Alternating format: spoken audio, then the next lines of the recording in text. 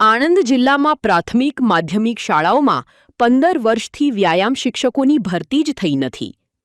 જિલ્લાની 350થી વધુ માધ્યમિક શાળાઓમાં નિયમ મુજબ વ્યાયામ શિક્ષક હોવા ફરજિયાત, છતાં હાલમાં માત્ર 100 જેટલા જ શિક્ષકો બજાવી રહ્યા છે ફરજ.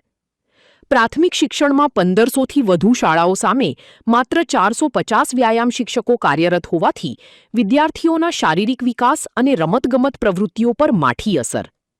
લાંબા સમયથી ભરતી ના થવાથી શારીરિક શિક્ષણના કોર્સ ચલાવતી CPEd અને BPEd કોલેજોમાં વિદ્યાર્થીઓની સંખ્યા ઘટતા અનેક સંસ્થાઓ બંધ થવાના આરે.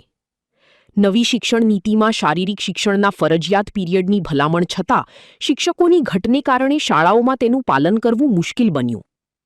રાહતના સમાચાર એ છે કે સરકારે તાજેતરમાં 1141 વ્યાયામ શિક્ષકોની ભરતી જાહેર કરી, જેમાં SAT પરીક્ષાના મેરિટના આધારે લાયક ઉમેદવારોની પસંદગી કરવામાં આવશે.